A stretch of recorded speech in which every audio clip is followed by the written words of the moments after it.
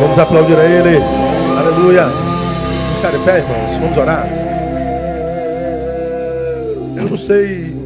Eu não sei como você entrou aqui, nem você sabe como eu entrei. Você não sabe como esse irmão entrou aqui, e nem ele sabe como você entrou, não é? Ninguém sabe da condição. Coração alheio é terra que ninguém pisa. Cada um sabe da dor que carrega e da dor que é ser o que se é. Mas uma coisa a gente sabe que tem em comum: problemas. Sim ou não? Quem tem problemas aqui, diga glória a Deus. Então, quem não tem, diga glória a Deus. Tem gente que não tem, né? Aleluia. Ainda vou chegar lá. Estou caminhando para essa espiritualidade onde o problema não me alcance mais. Mas ainda, acho que mais uns 70 anos eu chego lá, né? Então, algo em comum nós temos: problemas, não é verdade, irmão? E a Bíblia diz que o Evangelho ele se resume numa coisa: dividir as cargas uns com os outros, e tereis cumprido a lei de Cristo.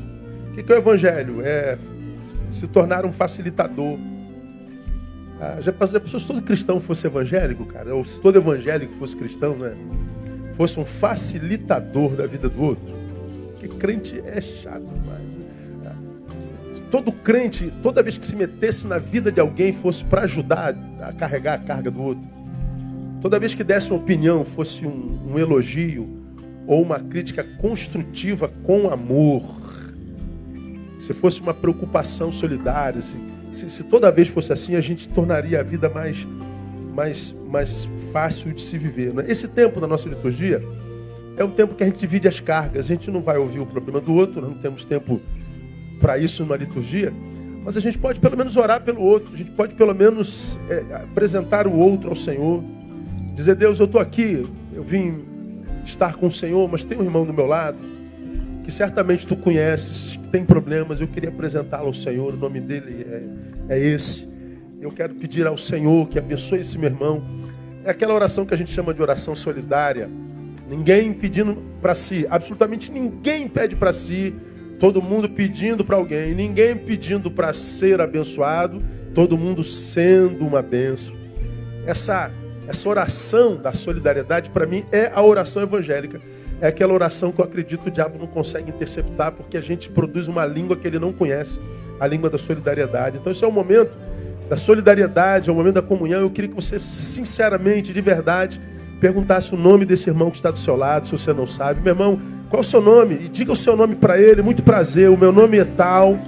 Mas eu queria que você guardasse o nomezinho dele, ouvisse e guardasse. Que você vai apresentar esse nome ao Senhor. Você vai apresentar esse nome no altar do Pai nesse instante.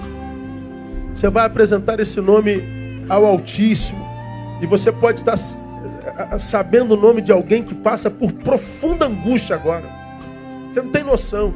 Eu vou dizer aqui para vocês, ó.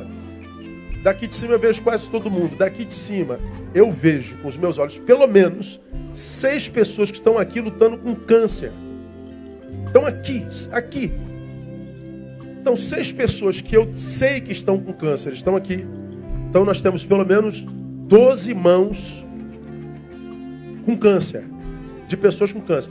Então 12 mãos, 12 pessoas, no mínimo, estão segurando mão de alguém que está com câncer. Então você entrou aqui com o teu problema, ok? Todos nós temos. Você trocaria o teu problema com essas pessoas? Acho que não, né? Então é possível que alguém tenha um problema maior do que o seu. Então você pode estar segurando a mão de alguém que está com câncer. Você pode estar segurando a mão de alguém cujo filho está internado. Nós temos a Tabita, que se encontra na UTI perinatal e com eclâmpsia pós-parto. Nós temos gente na nossa igreja que está internado em estado grave. Minha irmã está com câncer, lutando contra um câncer feroz, começou quimioterapia. Minha irmã Nery Barreto, queria que você orasse por ela. Todos nós temos problema. E você está segurando a mão de alguém que, quem sabe, você que veio aqui para receber uma bênção de Deus, Deus tinha um plano para você, fazer de você uma bênção na vida dessa pessoa. Deus pode fazer de você um canal para ser a cura dessa pessoa agora. Então o tempo da solidariedade. Pastor, eu não sou crente, eu não sei orar. Não tem problema, você está visitando a gente? Não se constranja não. Você sabe pelo menos na sua mente desejar algo bom para ela, você sabe, na tua linguagem aí esotérica, passar uma energia positiva para ela? Passa uma energia positiva. Senhor, eu quero passar uma energia positiva aqui para essa pessoa, para o João, para a Maria. Eu não tenho intimidade contigo não, mas eu creio que tem uma força em cima. Então essa força em cima, passa alguma coisa boa aqui para esse irmão. Seja um canal do bem nesse instante, para que a gente possa sentir Deus no nosso meio hoje, trazendo cura, trazendo paz, resposta, alegria, renovando nossa força, porque até a metade do ano Ele já nos trouxe. Louvado seja o nome do Senhor. E de julho também Ele é Senhor. E amanhã começa julho, e julho vai ser uma bênção na nossa vida. Então feche os seus olhos, mas abra a sua boca e abençoe esse irmão que está do seu lado. Seja um canal na vida dele agora, seja um canal. Abre a sua boca, porque Ele diz: eu crio o fruto dos lábios, diz o Senhor. Uma oração solidária, um clamor solidário, um clamor misericordioso, um clamor bondoso, nada individual. Aleluia.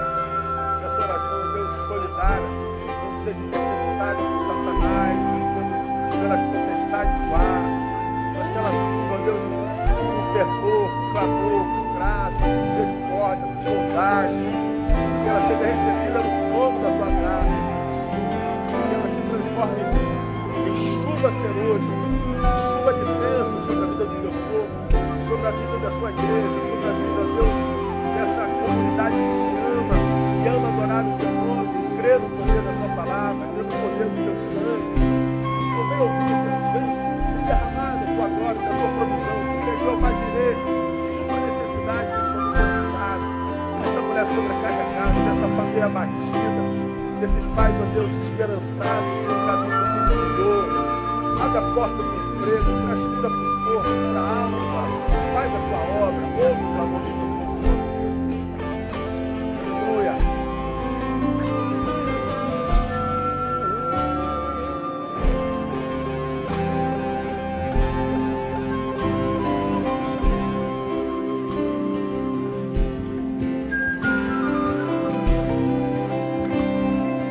Deus, essa é a tua igreja.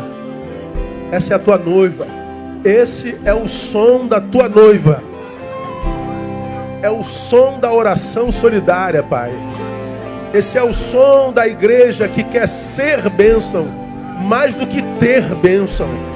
Essa igreja, Deus, que é o som da igreja que quer cair na graça do povo, porque é canal do Senhor para a vida desse povo. Esse é o som da tua igreja, que clama um pelo outro, uns pelos outros. Esse é o som da tua noiva, que quer, ó Deus, ser facilitador na vida do outro, facilitadora. Esse é o som da tua noiva, que quer, ó Deus, ser um lugar de cura para os doentes, para os enfermos, para os enlutados, para os desesperançados. Esse é o clamor da tua igreja, esse é o som da tua noiva. Então ouve a tua noiva nessa manhã, ó Deus, que de forma humilde clama ao Senhor, porque crê que tu podes todas as coisas, que é do alto que vem toda a provisão, que é do alto que vem a força, que é do alto que vem a sabedoria, que é do alto que vem a cura, que é do alto que vem a esperança, que é do alto que vem a vitória. Então, ó Deus, tu conheces a necessidade de cada um, a luta que cada um de nós trava no íntimo. Tu sabes as guerras que travamos nas famílias, tu sabes as guerras que tramamos no biológico, tu sabes das guerras, e nós queremos colocar os nossos inimigos nas tuas mãos, que o Senhor peleje por nós, ou que o Senhor adestre a nossa mão, o nosso dedo para a guerra. Ó Deus, que a tua palavra seja farol para nós, luz para os nossos pés, lâmpada para o nosso caminho, que a tua palavra nos dê arma, nos empodere para mais um mês de vida, para mais meio ano de vida, para essa segunda etapa de 2019. Te louvamos pela primeira etapa. Até aqui o Senhor nos ajudou e por isso nós estamos alegres. Até aqui, ó Deus, a provisão chegou. Até aqui o livramento chegou. Até aqui, ó Deus, a estratégia chegou. E nós consagramos ao Senhor mais esse mês que começa amanhã. Que seja um mês para a glória do teu nome. Use-nos, capacite-nos, envie-nos, faça-nos úteis no nome de Jesus. E, ó Deus, abençoa a tua igreja que clama nessa manhã. Nós oramos por cada um desses nomes, pedimos por cada um dessas lutas e o fazemos no nome de Jesus, nosso Senhor que reina. Amém e aleluia. Aplauda Ele forte, no nome de Jesus. Glória a Deus, aleluia. Vamos assentar. Sugiro a você que guarde o nome desse irmão que sentou do seu lado hoje. Ora por ele, pelo menos até domingo que vem. Se você não lembra o nome dele, pergunta de novo. Ora por ele amanhã, até domingo que vem, no nome de Jesus. E deixa Deus usar você como canal para a vida dele, para o teu bem e a glória do nome dele. Abra sua Bíblia no livro de Tiago, epístola de Tiago, capítulo 1.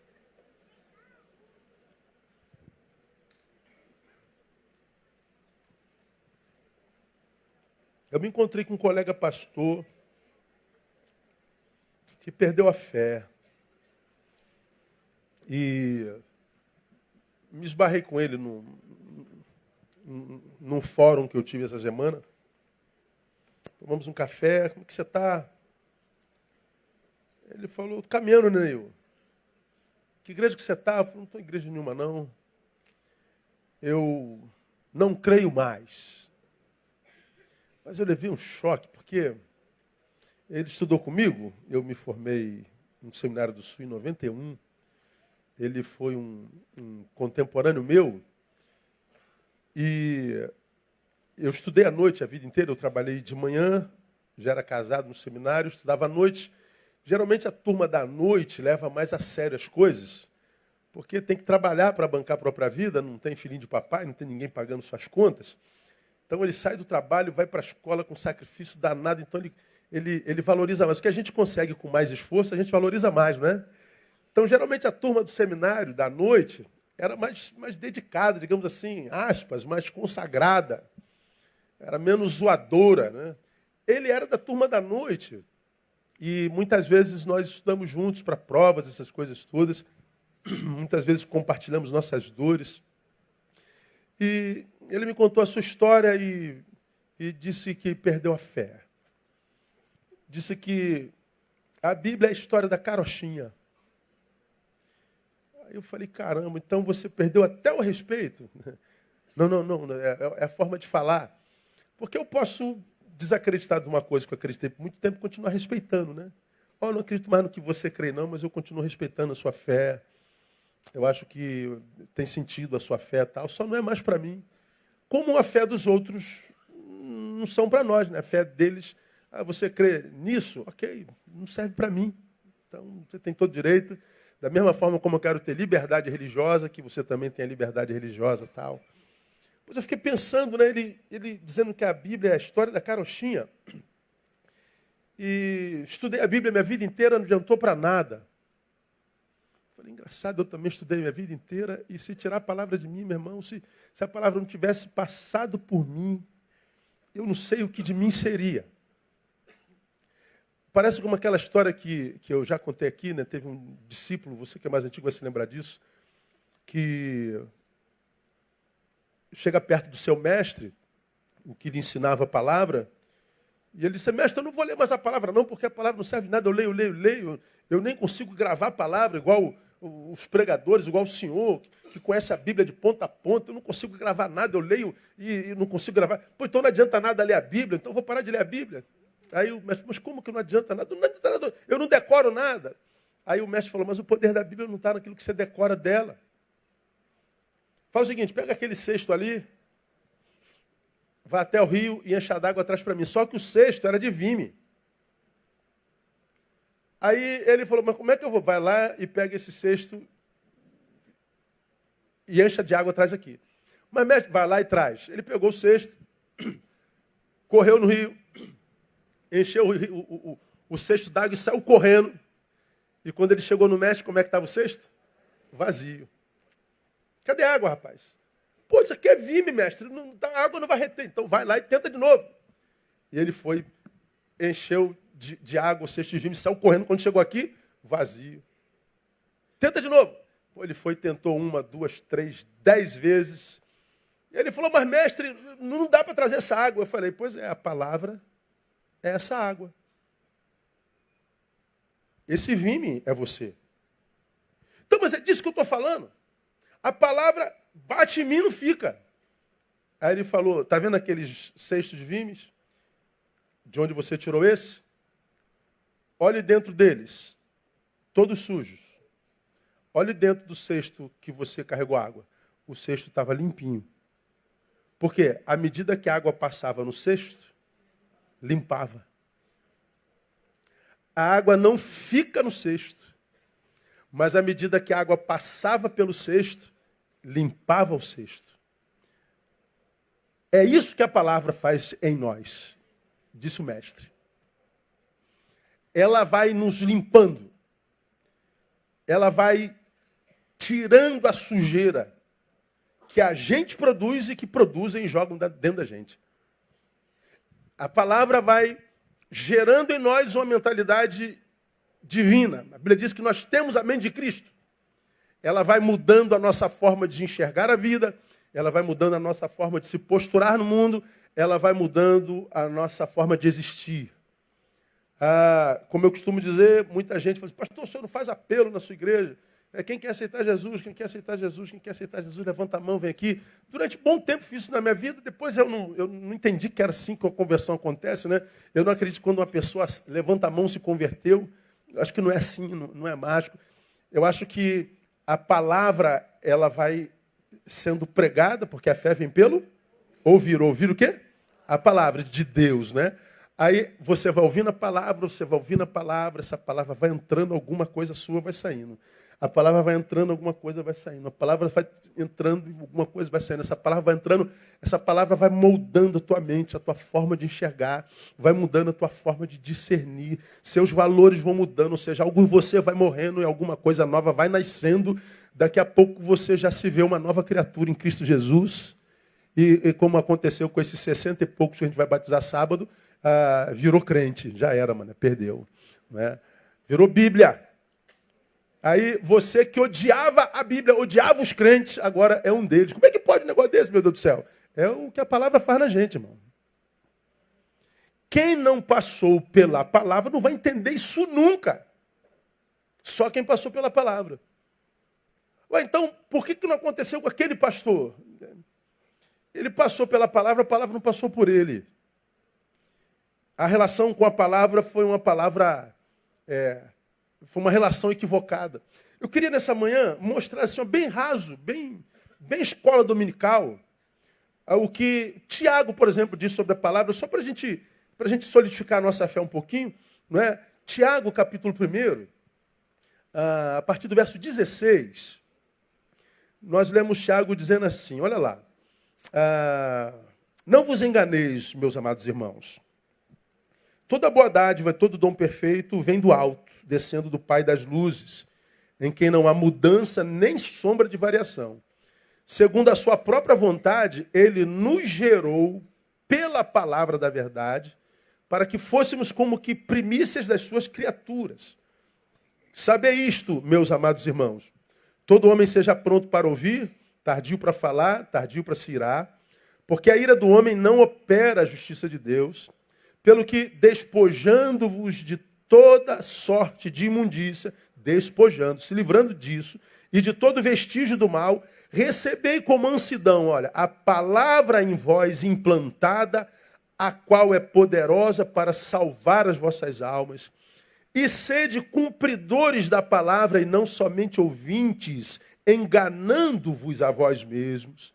Pois se alguém é ouvinte da palavra e não cumpridor, é semelhante a um homem que contempla no espelho o seu rosto natural, porque se contempla a si mesmo e vai-se, e logo se esquece de como era.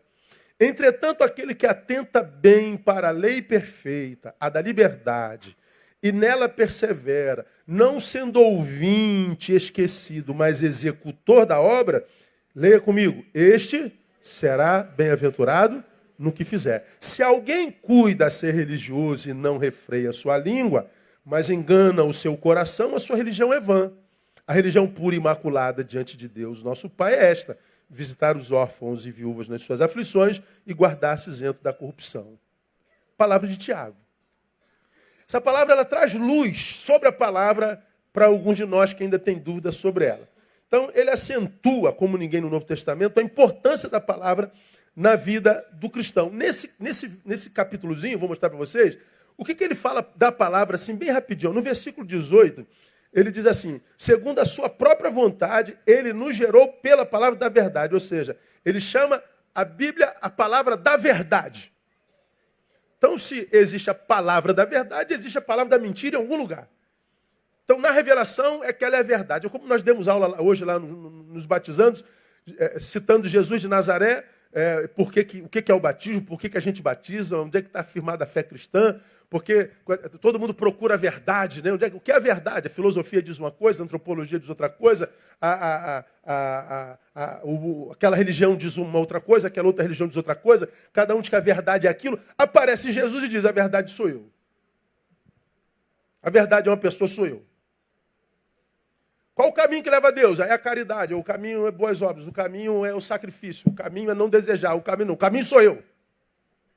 Eu sou o único caminho. Vamos pensar sobre a vida, o que é a vida? A vida sou eu. Eu sou o caminho, eu sou a verdade, eu sou a vida. Aí a gente diz, ou Jesus era um megalomaníaco doido, retardado, ou ele estava dizendo a verdade. Tem gente que não acredita que ele seja o caminho, a verdade e a vida, mas ninguém tem coragem de chamá-lo de doido. Então, quando a respeito da palavra é dito que ela é a palavra da verdade, ou nós acreditamos nisso, ou vamos chamar Jesus de maluco e vamos fazer outra coisa. No versículo 21, Tiago está dizendo, pelo que, despojando-vos de toda sorte de imundícia e de todo vestígio do mal, recebei com mansidão a palavra em vós implantada, a qual é poderosa para salvar as vossas almas. Então fala que a palavra é o poder de Deus para a salvação das almas. Então, a palavra de Deus é a palavra que nos salva a alma. Por quê? Porque gera fé em mim. Me salva, como nós já aprendemos aqui, da perdição eterna, me salva de mim mesmo e me salva do outro. Porque na palavra eu me encontro comigo, você já aprendeu isso aqui, é doutor nesse negócio. Quando eu estou debaixo da luz de Deus, debaixo da revelação de Deus, da palavra de Deus, a primeira coisa que essa palavra faz, que essa luz faz é me revelar a mim. Na palavra eu me conheço, eu me enxergo. Quando a gente se enxerga, da nossa boca só sai a palavra que saiu da boca de Isaías, ai de mim. Nunca sai da boca de quem se enxerga, sabe com quem eu estava falando? Quem fala isso não se enxerga, porque ele acredita que é o que faz ou é o que tem. A vida é muito mais do que o que a gente faz, é muito mais do que o que a gente tem. Então, essa palavra diz, se você foi alcançado por ela, você se enxerga e sabe que o que cabe a você é perdição. Portanto, se você não está perdido, não está por causa da palavra que é poder para te salvar. Então, é poder. O que mais que a Bíblia diz a respeito do que Tiago diz sobre a palavra? Versículo 25. Entretanto, aquele que atenta bem para a lei perfeita, a da liberdade, ou seja, fala que a Bíblia é a lei perfeita. Ela é inerrante. Ela vive em consonância. Vivem por buscar contradições na Bíblia o tempo inteiro, mas quem acha contradição na Bíblia, que pinça uma coisa aqui, pinça aqui, não consegue ler a Bíblia na sua inteireza, porque ela é uma só.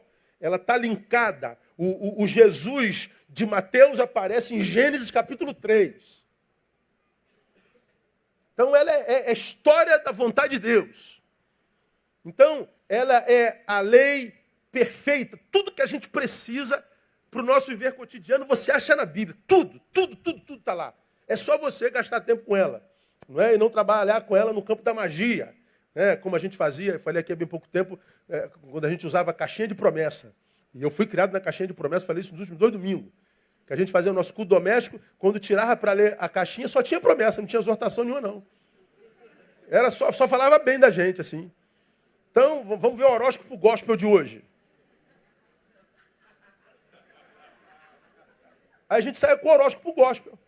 Aí eu li a palavra hoje, li a palavra nada. Tu leu o horóscopo gospel. Só tinha promessa, não tinha exortação, não apontava o nosso erro, não dava lambada na nossa cova. Você está errado, rapaz. Não, era só promessa. Então o cara estava saindo para o assalto. Deixa eu ver o que a palavra diz. Ele é o que adestra a nossa mão para a peleja. E a nossa... Opa, Deus vai adestrar a nossa mão para a peleja. Aleluia. Pô. Não. A lei perfeita diz assim, tudo que você precisa para o seu viver cotidiano. E para quem anda no caminho que é Jesus, a Bíblia revela tudo. Diz que também é a lei da liberdade. A lei perfeita, a da liberdade. Ou seja, a Bíblia não existe para nos castrar. A Bíblia não existe para nos proibir. A palavra de Deus não nos foi revelada para nos cercear. Não, a palavra de Deus foi para nos libertar. Só que nos libertar, inclusive, da desgraça de viver a liberdade de forma fútil. Porque quem vive a liberdade de forma fútil acaba transformando a sua liberdade em libertinagem e vai viver a experiência do filho pródigo, que acha que já era maduro aos 18 anos, não quero saber mais de pai, não quero mais saber de família, não quero trabalhar para ninguém, me dá meu dinheiro, porque eu já estou pronto e vou viver a minha vida. Aí ele tem desejo de viver a liberdade, mas não tem maturidade para viver a liberdade. Liberdade sem maturidade transforma o sujeito no construtor do seu próprio chiqueiro. Você já aprendeu isso. Aí o filho pródigo, que sai da casa do pai querendo liberdade sem maturidade, vai parar no chiqueiro de porco. Vivendo literalmente uma porcaria de vida. Graças a Deus que na porcaria de vida, diz o texto, caindo, porém, em si. Poxa, quantos empregados do meu pai estão quentinhos agora, eu aqui dormindo lá de porco. Vou me levantar e vou pedir perdão ao meu pai. E ele fez isso. O problema é que tantos de nós que acredita na liberdade, mas que não sabe vivê-la, acabam vivendo uma porcaria de vida e diz assim, por que Deus me permitiu chegar até aqui? Porque você não viveu a sua liberdade pela palavra. Como eu já disse aqui, Deus não é um estraga-prazeres. Mas se você não puder convidar a Deus para os seus prazeres, logo, logo esses prazeres estragarão a sua vida. Deus não é estraga-prazeres, mas se você não pode convidar a Deus para os teus prazeres, logo, logo esses prazeres estragarão a sua vida. Então a lei da liberdade é uma lei que me dá capacidade para viver a liberdade em Cristo em utilidade. Então, a fé cristã não é castradora, pelo contrário, irmão. A Bíblia é muito maneira. Ela fala assim, ó, todas as coisas me são? Quantas coisas são lícitas? Isso quer dizer que eu posso encher minha cara de cachaça? É isso mesmo? Posso ou não posso? Pode. Diga assim para o irmão, pode encher a cara de cachaça, irmão. Fica à vontade, irmão.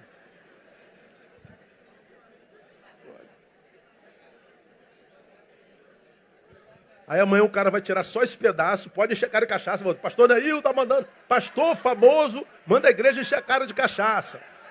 É. Esses sites de fofoqueiro do inferno que tem por aí. A Bíblia diz, todas as coisas me são lícitas, mas... O que diz lá? Nem todas as coisas convêm. Posso, mas não convém, não edifica, não me deixarei dominar por nenhuma delas. O que é liberdade? É mergulhar no que se pode? Não, é a capacidade de saber o que, embora podendo, não se deve. Porque liberdade não é fazer tudo o que se quer. Liberdade é não fazer o que se não quer. Então eu posso encher a cara de cachaça, posso cheirar 1 quilo de cocaína, eu posso comer a mulher de todo mundo, mas assim, eu não vou encher a cara de cachaça, não vou comer a mulher de ninguém e não vou nada. Eu vou continuar vivendo para a glória de Deus. Isso é fé. E essa fé é gerada pela palavra. Então o crente pode tudo, inclusive dizer não para tudo que pode. Já acontece essa aqui umas 1.500 vezes, vai a 1.501. Porque sempre tem gente nova. Eu trabalhava num banco, eu sou asmático. Todo dia eu acordo, Clenil Compósito. Todo dia. Se eu não der a bombadinha, não adianta. Eu chego na porta, estou morrendo. Então dou uma bombadinha por dia, resolve meu problema desde moleque. Aí, asmático. Então não posso com cheiro, não uso perfume. E minha mulher cheirosa que sobe, você imagina só. Então, cheiro, não posso com cheiro, não posso com cigarro, não posso com fumaça, não posso com poeira, não posso com nada. Trabalho dentro de uma... Procurador do Banco Real, 1920 vovó mocinha, como diria por aí, dentro de uma sala. O meu chefe fumava 4 maços de cigarro por dia.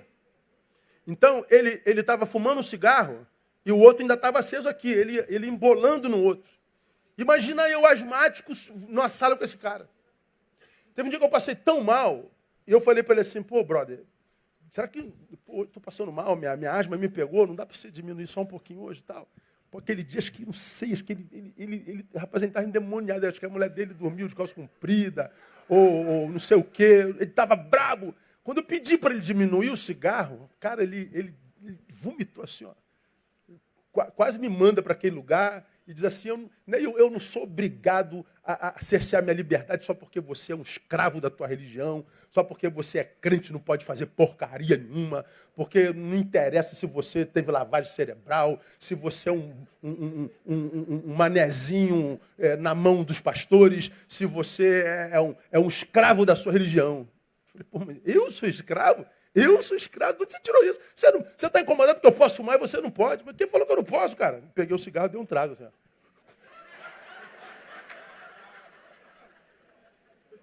Mano, você pode fumar? Posso, filho. Claro que eu posso. Posso ir lá embaixo, lá no seu Januí, onde a gente almoçava, e no almoço me dá, ó, para abrir o apetite, bota uma caninha da roça aí para mim. Posso pegar uma caninha dessa aqui e levar para o motel, posso fazer o que eu quiser.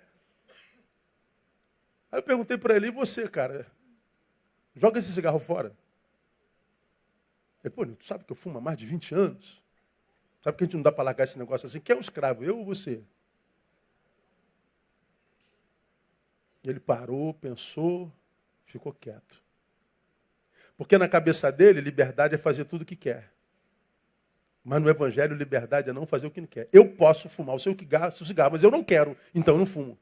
Eu posso cometer isso e cometer aquilo, mas eu não quero, então não cometo. Então eu sou livre para fazer e sou livre para não fazer. E aonde que eu tenho essa liberdade? Na palavra.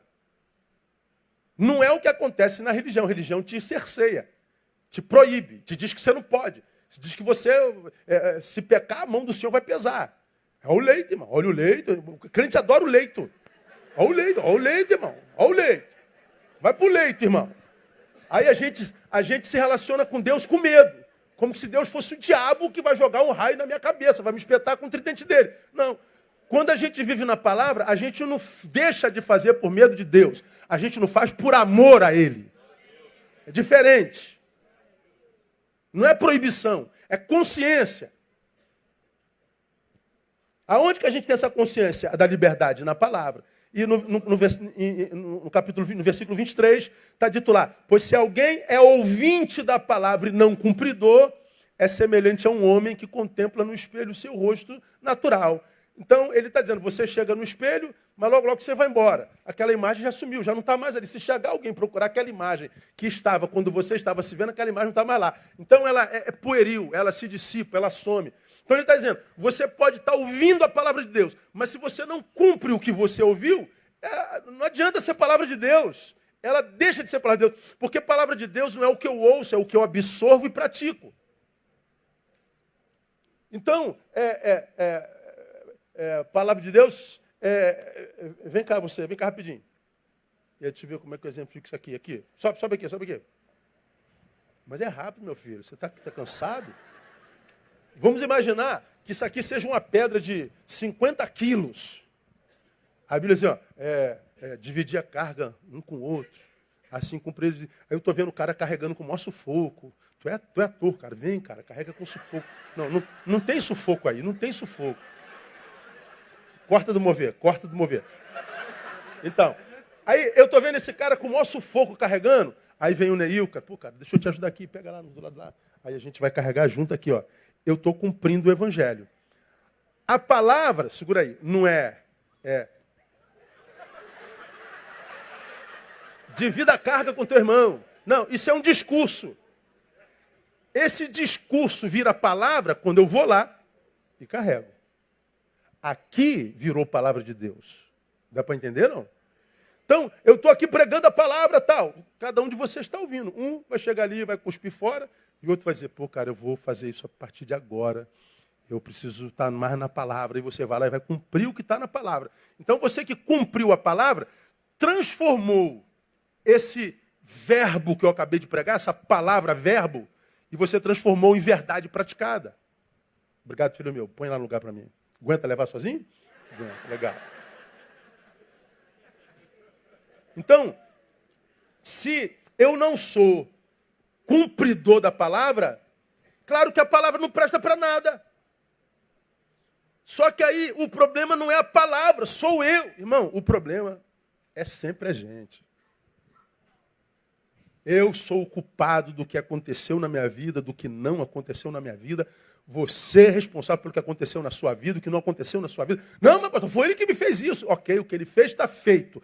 O que você fez com o que ele te fez? Como diria Jean-Paul Sartre. Pois bem, então não foi mais o que ele te fez, foi o que você fez com o que ele te fez. Sobre a nossa vida, a responsabilidade é sempre nossa. Então o pastor diz assim, porque a Bíblia é a história da carochinha. A história da carochinha é na tua vida. Porque trabalhou com a Bíblia no campo da magia. Achando que era lei, puf, apareceu. Aconteceu, puf. Não é assim não. Então tem que ser cumpridor. Portanto, a palavra está dizendo aqui, no versículo 23, se alguém é ouvinte da palavra e não cumpridor, é semelhante ao homem que contempla no espelho o seu rosto natural. Mas é só isso. Porque contempla a si mesmo e vai-se logo se esquece de como era. Todavia, aquele que atenta bem para a lei perfeita da liberdade, nela persevera, não sendo ouvinte esquecido, mas executor dessa obra que ouviu, esse será bem-aventurado no que fizer. Então ele está falando que se eu ouço como aquele que executou, mas não executo, dissipa-se como a imagem do espelho. Mas se eu sou daquele que escuto e pratico, ele está dizendo, isso vai reverberar no que você faz. E porque você pratica o que ouviu, você vai ser bem-sucedido no que fizer. Então não vem dizer que a palavra é bobagem, pelo amor de Deus. Pô. Agora, deixa eu mostrar mais alguns efeitos da palavra em nós. No versículo 18, diz que pela palavra o Espírito nos gera em Cristo. Vamos lá, olha o 18.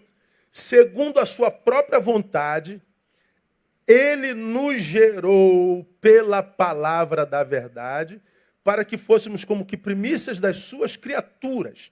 Então, ele tá falando sobre o novo ser que é gerado em nós depois que a gente é alcançado pela palavra. Pelo que se alguém está em Cristo, ele é o quê? Nova criatura. Então, quando a gente se encontra com Jesus pela palavra, uma nova criatura é gerada dentro de mim. Então, nós somos gerados de novo. Há uma nova criação. Então, a palavra é o que me gera em Cristo. Os filhos de Deus em Cristo são gerados. No mundo biológico, todos nós nascemos, somos gerados pelo papai e pela mamãe. Mas no mundo espiritual, nós passamos por uma outra geração.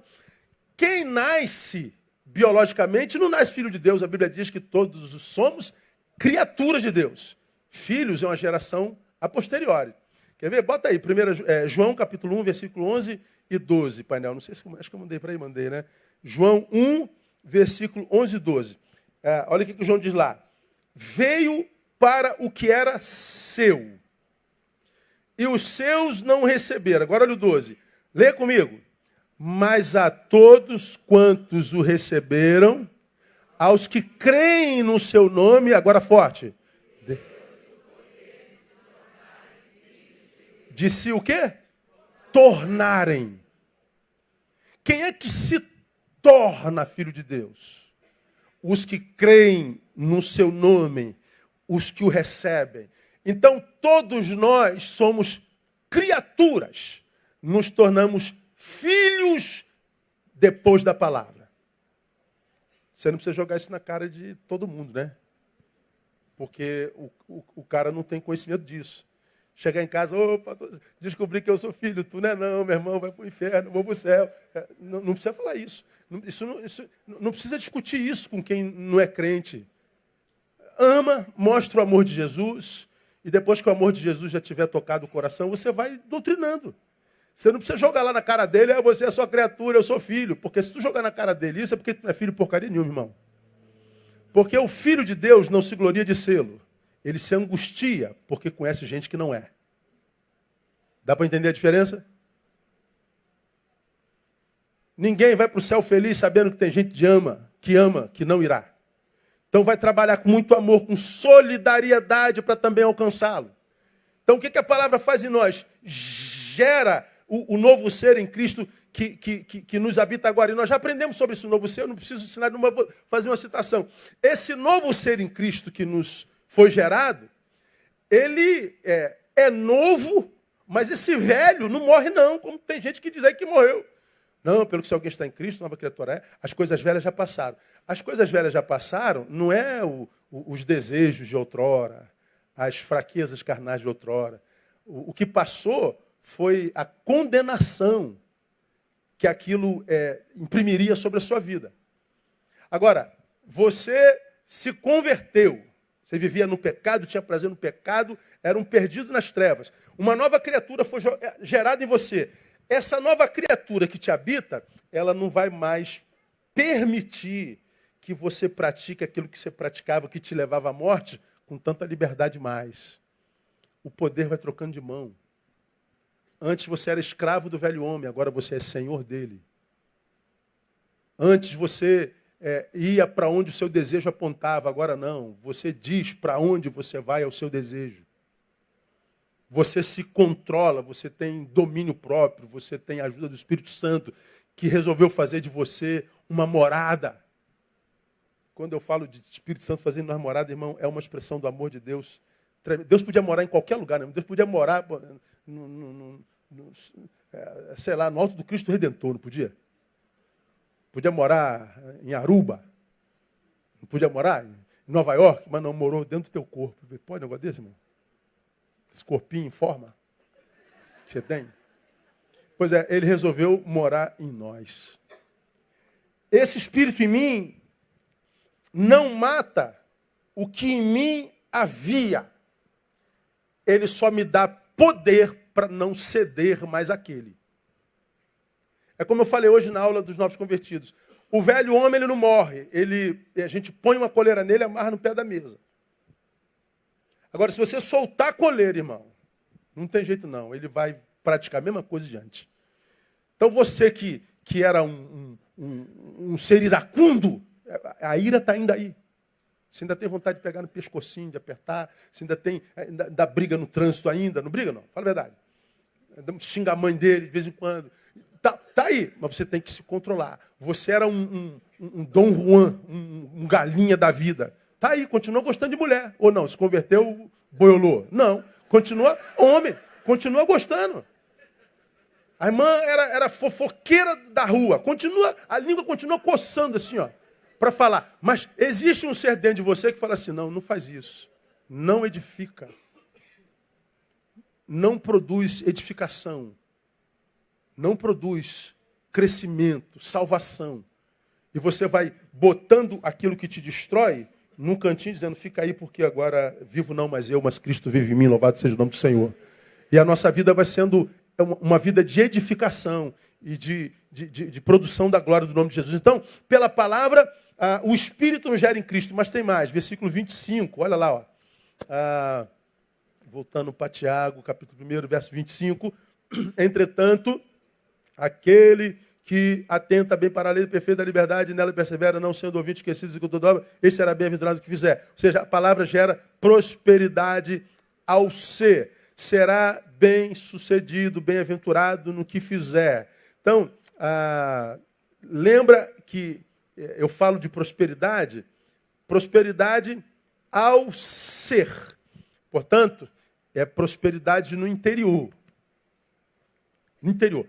Será bem-aventurado no que fizer. Aí tu pense fazer de um discípulo de Jesus. A gente pega a palavra e diz assim, ó, quer comamos, quer bebamos, quer façamos quaisquer outra coisa. Façamos para a glória de Deus. Então, um discípulo, ele vive para a glória de Deus. Tudo que ele faz para a glória de Deus. Portanto, tudo que ele fizer prospera. Agora, por que tem um monte de gente frustrada com Deus? Porque está aqui, pastor, diz que tudo quanto fizer prospera. Aí tu tá num negócio que tu está sonegando imposto, que tu está dando a volta nos outros, que tu está todo maculado pelo pecado, e você quer que Deus abençoe, cara. Ou você está fazendo algo até certo, mas esse algo certo te sequestrou para si, para ele, que te fez abandonar o próprio Deus que te deu aquilo. Deus te deu um trabalho, você mergulhou de cabeça no trabalho e esqueceu que você é membro num corpo. E esse corpo sem você que é membro é um corpo que passa por algum tipo de deficiência. Você deixou de adorar o Senhor, você deixou de servir ao Senhor, você passou a viver num mundo que é do tamanho do teu umbigo, ou seja, não cabe mais ninguém lá, senão você mesmo. Aí o que acontece? A coisa começa a degringolar, a coisa vai por água abaixo. Por que, Deus, se a tua palavra diz que tudo prosperaria? Porque tudo que o discípulo faz é para a glória de Deus. A Bíblia é a história da carochinha. A Bíblia não adianta nada. Claro que não adianta, a Bíblia é para discípulo, pô. Então, pega a igreja de mercado, aí deforma a teologia da prosperidade, deforma tudo, né? Porque na teologia da prosperidade, prosperidade é ter muito. Só que na Bíblia não, prosperidade é ter sempre. Sempre tem na sua mesa, sim ou não? Você acredita que vai ter logo mais, quando acabar o culto? Você acredita que você vai ter durante o mês de julho, que começa amanhã? Tem tido sempre até aqui? Então você é próspero, irmão. Prosperidade na Bíblia não é ter muito, é ter sempre. Ele disse que não faltaria na nossa mesa. O justo não passa fome, nem mendiga o pão. Você já esteve desempregado, já passou pelo osso da vida, mas o pão estava lá de alguma forma, de algum jeito, a provisão de Deus estava lá, honrando você. Você não conhece gente que morreu de fome na tua geração. O cara dá um jeito, ele vende Coca-Cola no sinal. Ele guarda carro na rua. E pensa que a rua é dele, mas está lá trabalhando. Está dando o jeitinho dele. Então, não é a palavra. Mais uma vez, somos nós. Nós. Então, tudo quanto fizer, prosperará. É aqui, irmão. O negócio está degringolando, mas lá dentro tem uma força que te diz, vai dar certo. Porque o Senhor é comigo, eu não vou desistir, eu vou tentar de novo. E sempre tenta e sempre dá certo. No final, sempre dá certo. E de onde vem essa força? Vem da palavra, poxa. Essa palavra que a gente recebe, que dá um choque de ânimo na gente, de desafio, nos confronta. E que a gente ouve com avidez, como faziam os bereanos. Mas é pela palavra que nós somos salvos. Pelo que despojando-vos de toda a sorte de imundícia, diz o 21, de todo vestígio do mal, recebei com mansidão a palavra em vós implantada, a qual é poderosa para salvar as vossas almas. Então a palavra foi implantada em mim. É como que se... a palavra ali é quase que... como se um programa fosse baixado em você. Você ouviu a palavra, está aqui, o download está em mim, o app foi aplicado. Agora você pode usar esse aplicativo ou não. Que está aí, está. Que ela entrou. Agora, para sair, requer conhecimento, né? Desejo, fome, interesse, dedicação. Ele fala de salvação da vossa alma, ou seja, a alma se perde, né? Se ele salva é porque a minha alma pode se perder. E não fala só da perdição eterna, não. A gente gosta muito de falar da perdição eterna, tem que falar, ok? Mas diz que você não vive numa geração de pessoas desalmadas. Estão vivos.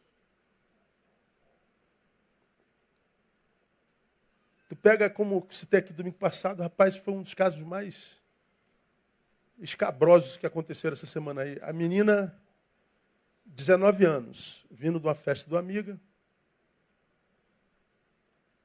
num bairro que não é dela, era tarde da noite, ela vê um carro de polícia e diz, moço, onde é que eu pego o ônibus tal aqui? Os dois policiais entram aqui que a gente leva a senhora na rodoviária. Estupraram a menina. Dentro do carro oficial. Deram azar porque hoje tem câmera em tudo que é lugar. Eles falaram que o cara foi na frente, ela que foi atrás sozinha, nada. Aí viram lá, tem uma câmera mostrando direitinho, o cara entrando atrás. Falei, meu Deus, cara, para quem que a gente vai recorrer? A quem que a gente pede socorro? Quando sua filha sai para a faculdade, como a minha, que está terminando esse ano, e sai da faculdade 11 horas da noite, como é que você fica em casa? Para quem que você entrega a vida da sua filha? Só para Deus mesmo que pode salvar e guardar a nossa alma. Porque nós vivemos num tempo de pessoas desalmadas. Você viu o caso do Juan, que a mídia se recusou a publicar porque foi uma atrocidade cometida por pessoal da LGBT. A mãe homossexual luta pela guarda do menino, ganha a guarda do menino e arranca o pênis do menino com faca. O menino ficou sem pênis 2 anos. Como ele teve complicação, iam descobrir, ela mata o menino com a companheira, esquarteja o menino, degola o menino ainda vivo. Aí você fala, merece pena de morte uma mulher dessa? Ah, qualquer um de nós acha que sim. Tem alma uma pessoa dessa?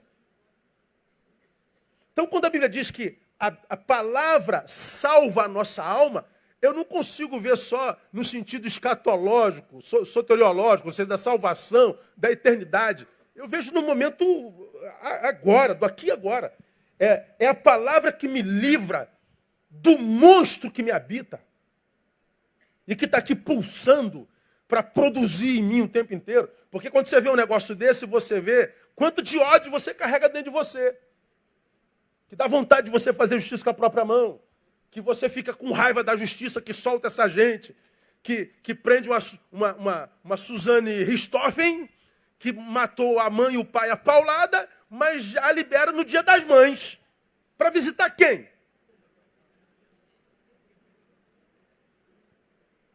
Diz que a tua alma não se revolta dentro de você. Diz que não dá ódio na gente. Pois bem, o que me livra desse ser iracundo que pode estragar a minha própria vida? É a palavra. A palavra é a história da carochinha. Ah, pô.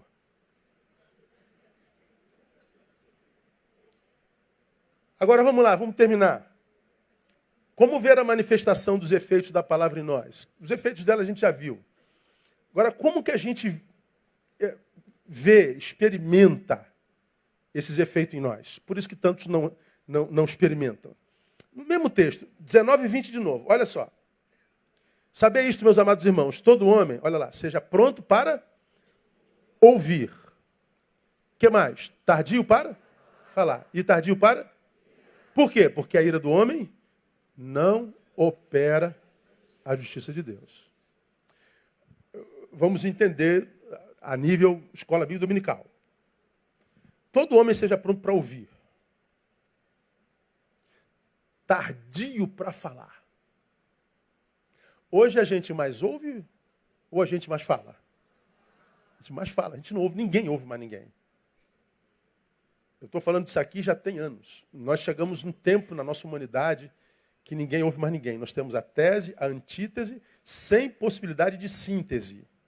Porque ninguém ouve ninguém. Então nós temos o da direita coberto de razão, o da esquerda coberto de razão. Então, se eu estou absolutamente certo na direita, estou absolutamente certo na esquerda, então nós não temos que conversar. Então fica ele para lá, ele para lá. Solidão do lado de cá, solidão do lado de lá. Como o meu eu só encontra plenitude no teu tu, ou seja, o de cá só encontra plenitude lá, temos carentes do lado de cá e carentes do lado de lá.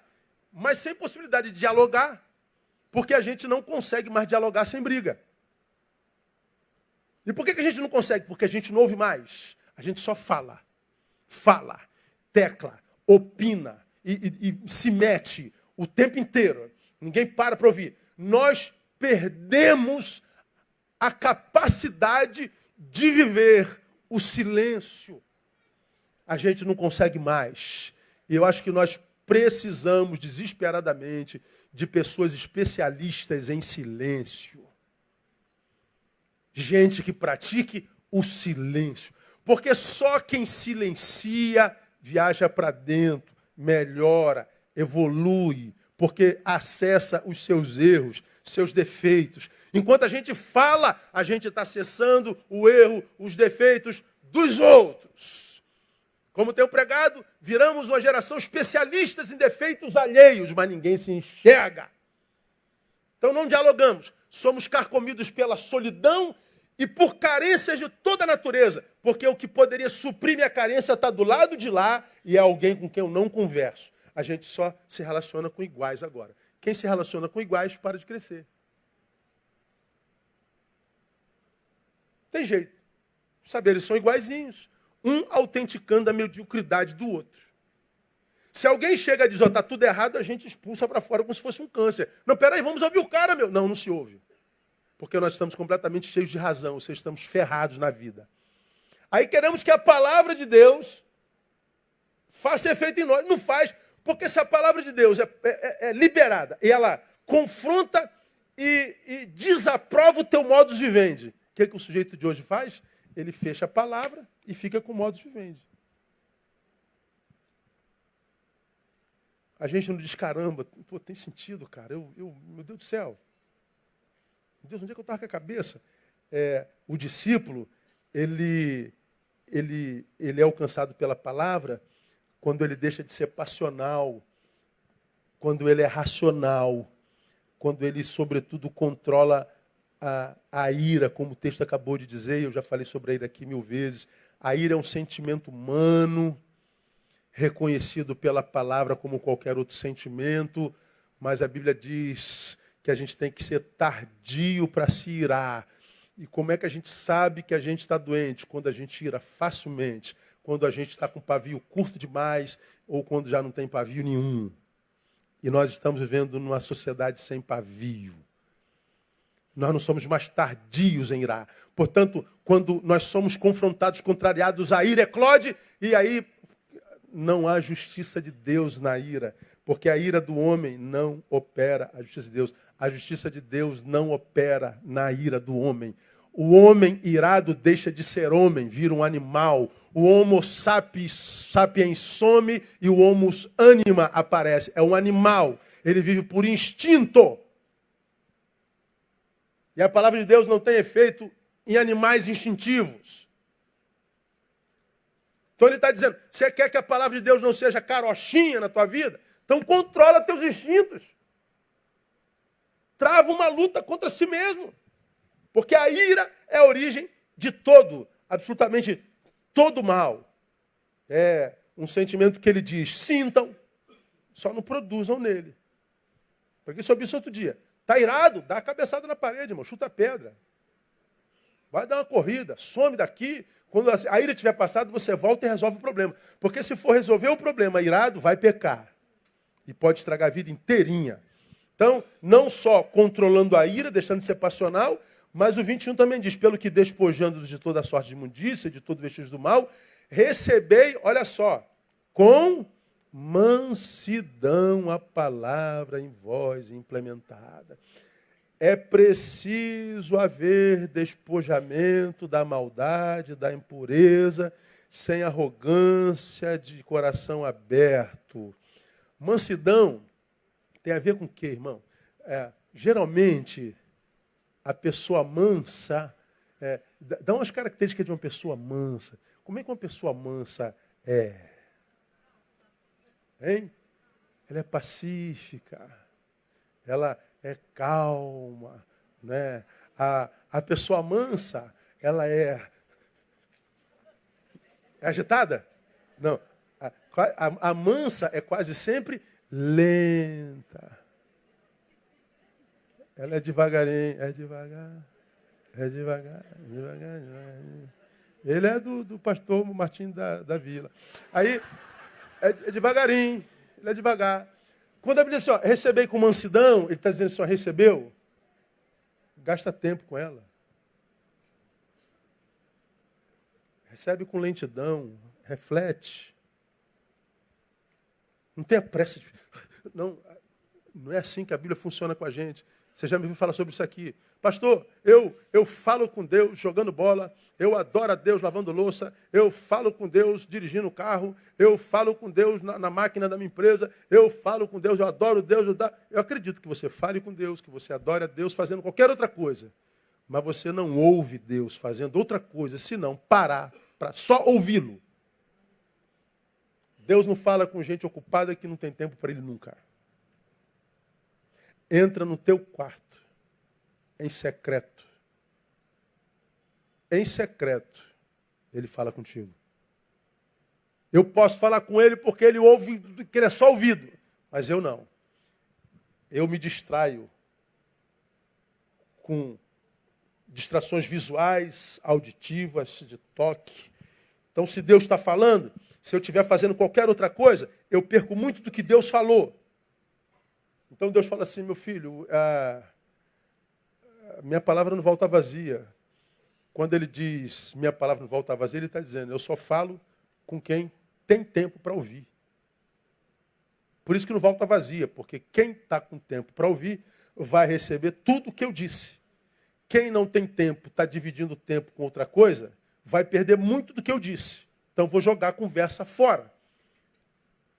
Então, a palavra de Deus só funciona, só se manifesta quando há mansidão no coração.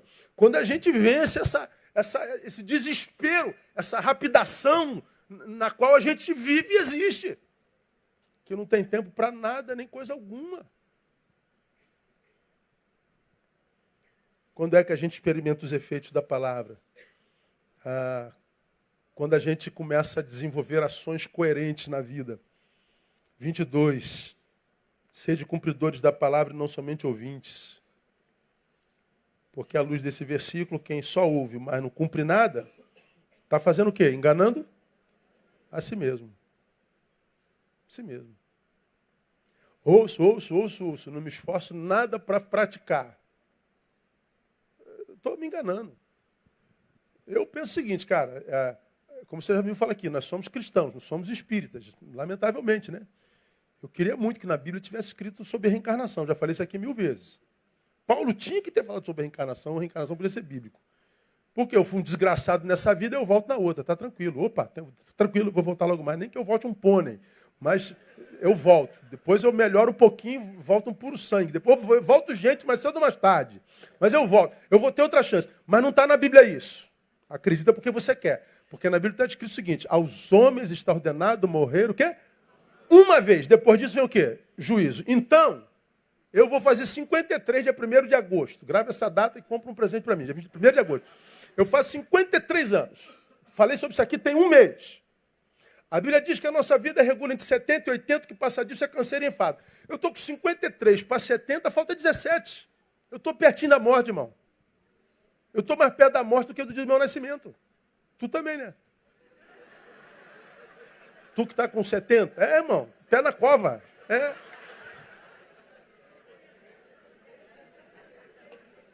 É mentira ou não é? Mano, fala isso não, pastor. Coisa horrível, mas é verdade. É verdade. Desde que você nasceu, você está morrendo. Quem vive está caminhando para a morte, não tem jeito. Pois bem, como a gente só tem uma vida, não dá para perder tempo na vida com besteira. Não dá para perder tempo na vida com idiotice e com gente idiota. Não dá para jogar pérolas a porcos. Se é um tempo onde há porcos, é esse. Então não joga a tua pérola assim, ó, para o alto, para os porcos se matarem.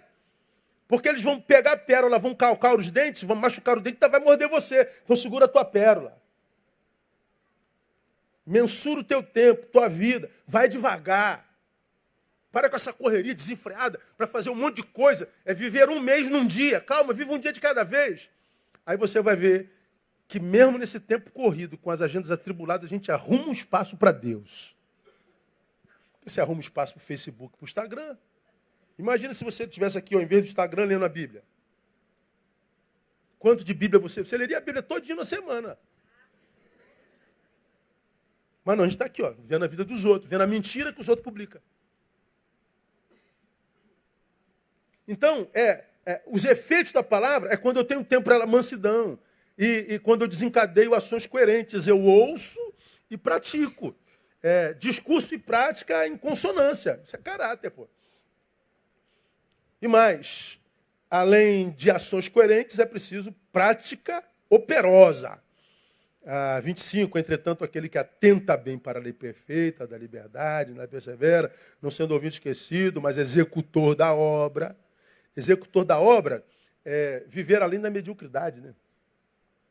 Senso de utilidade, inconformismo existencial, reconhecer a sua potência, sua capacidade e dizer, cara, eu vou desenvolver essa capacidade para a glória de Deus e por amor próprio.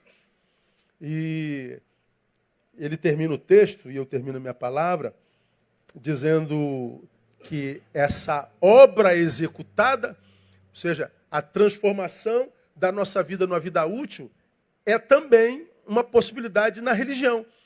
Só que na religião é manifestada pela palavra. E aí a religião manifestada pela palavra está assim, ó, se alguém cuida ser religioso e não refreia a sua língua, engana seu coração e sua religião é vã. Então ele está dizendo, na religião do Cristo não existe ninguém que fale demais. Na religião do Cristo não existe fofoqueiro. E na igreja tem fofoqueiro? Tem ou não? Então, não, né? E se tem, ele não é da igreja do Cristo, ele é da igreja de Constantino. Ele é da religião de Constantino, não é da religião de Cristo. Aí o texto termina dizendo assim, a religião pura e imaculada diante de Deus, nosso Pai, é esta. Visitar os órfãos e viúvas nas suas aflições. Ou seja, a nossa religião é o necessitado. A nossa religião é o próximo. A nossa religião é um ser humano. A nossa religião é aquela religião que me transforma numa resposta de oração. Na religião do Cristo, não tem gente que ora apenas. Tem gente que é a resposta da oração de alguém que ora. Então, se eu oro, mas não sou resposta de oração na vida de ninguém, a minha religião é vã. Então, na religião de Cristo, não tem gente que vem só ao templo adorar o Senhor. Porque nesse templo aqui, diz a palavra, ele não habita, porque foi feito por mãos de homem.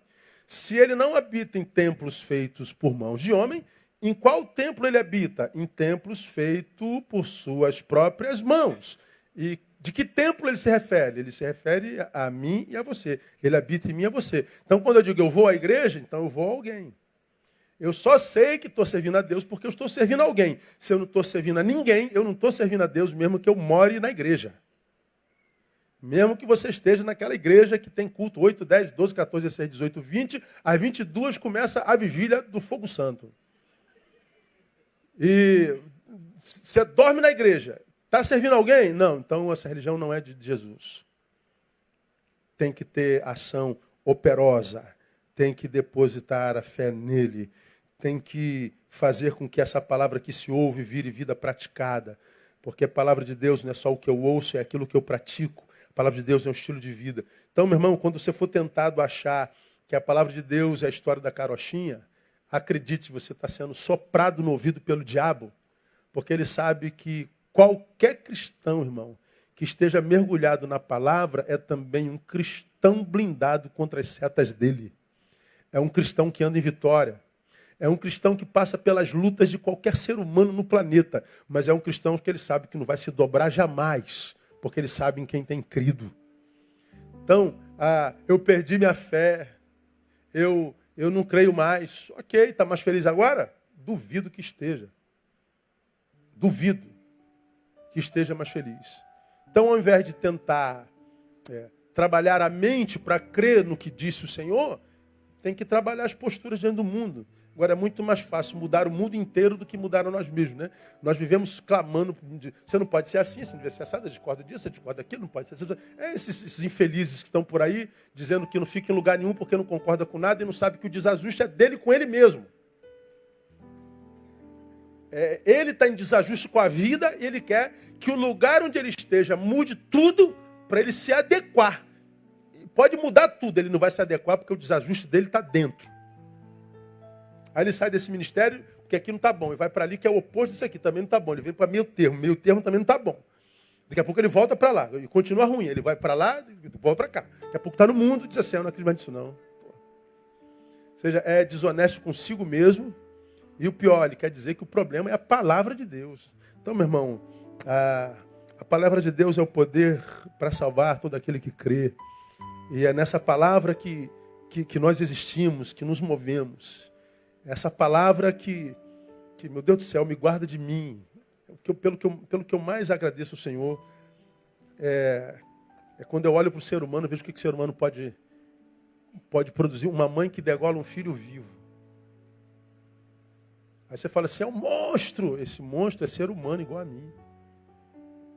Não é um marciano, não é um habitante de Mercúrio, não. Ela revela onde eu e você podemos chegar.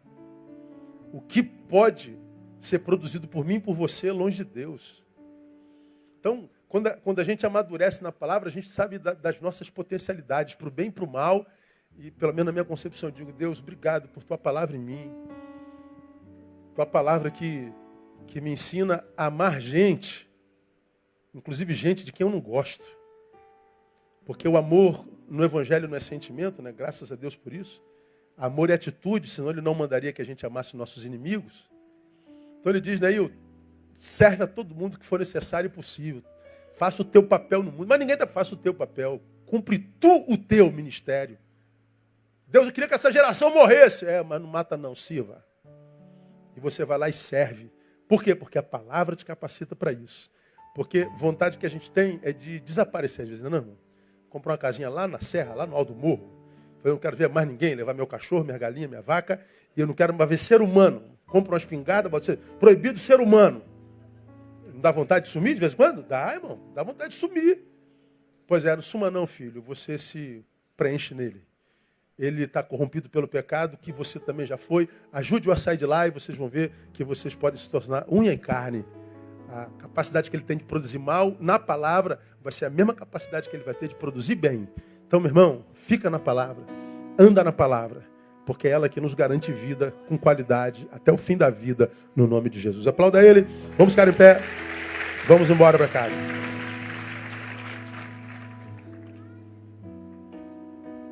Aleluia. Obrigado, Deus, por tua palavra. Lâmpada para os nossos pés é a tua palavra. Luz para o nosso caminho. Deus, quantas vezes nós não sabemos aonde pisar, nem aonde ir. Ficamos sem opção nenhuma nessa vida, Deus. Não sabemos a quem recorrer. Mas aí a lâmpada para os nossos pés é a tua palavra e luz para o nosso caminho. A tua palavra é o nosso alimento, tua palavra é bússola. Tua palavra é vida em nós, tua palavra é poder, tua palavra é lei perfeita. Tua palavra é. Então, Deus, ajuda-nos a amar a tua palavra cada dia mais, cada vez mais.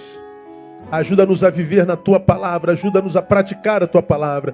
Dá-nos fome para ler a tua palavra, para estudar a tua palavra, para conhecer a tua palavra. A tua palavra é. Muito obrigado porque tu a revelaste a nós. Muito obrigado porque ela chegou até nós. Obrigado pelos teus santos servos que tu usaste para escrever essa palavra, para publicar essa palavra. Muito obrigado. Ela nos tem dado qualidade de vida. Gera em nós fome e sede dela, para que nós possamos ver uma vida que vale a pena viver até o fim da vida. Muito obrigado pela liberdade de te adorar.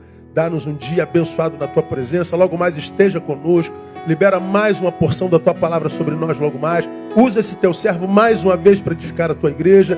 E dá-nos um mês de bênção na tua presença.